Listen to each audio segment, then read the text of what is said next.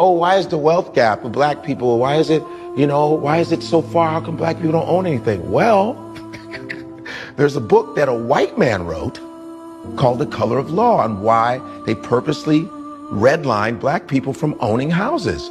They purposely, it was in the law to not sell to African Americans. You see how they act now, how they depreciate when they're selling to black families. Where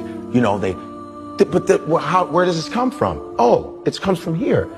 Building highways in the middle of black neighborhoods so that black people couldn't build houses. This is all facts. Or they put black neighborhoods on toxic waste dumps and then black people get cancer. This is happening. I need to know about this kind of shit. So if I go and buy a house, I go, oh, I know it. Don't be up. Yeah, but history is important. But the problem is our history is just, whether it's African colonialism, is so atrocious that they don't want to hear that shit. Well, you shouldn't have acted like that. But how about this? Why don't you let it help you and don't be like that? So if you go to a doctor's office, what's the first thing they pull out when you come to the doctor's office? You sitting down. What do? What do they bring out? Your medical history. What do they make you fill out? Your medical history. They make you fill out, does your family have this? They write their pages of that shit. Because that's how they assess your health now. It's no different than anything else. When you guys were playing ball, what do they talk about? The announcers always talk about your past. Well, as you can see, last week he had a pulled hamstring, but now he's doing much better. They're talking about the past all the time. Last week he was 2 for 3. Now he has 5 RBI. It's always the past. That's how you assess what's going on now. All you guys talk about sports, you're talking about past shit.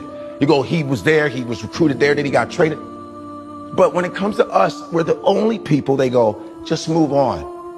No, we're moving on. We're actually moving on. Motherfucker owning businesses, even though you barely give anybody loans, people are moving. Black people are moving on. You're the ones in the old adage of we can't do shit. You're the ones that haven't moved on because you still think we're not human. I'm not saying every white person's like that because it's not true. Because if you look online, there are white people spitting knowledge about African-American history. There's a lot of allies, for real. But in the consensus of you're still calling people names online, you're still monkey noises and just dumb shit like that. That's old. You haven't moved on. Yeah. You haven't. Because the racial, you got young kids using racial slurs. You haven't moved on because you're teaching your kids this old adage bullshit. You understand? I would love to go on stage one day and do some racial shit and people go, hey man, we don't do that anymore. Oh, great. So my shit is antiquated. This is great. But racism is my nephews experienced that shit.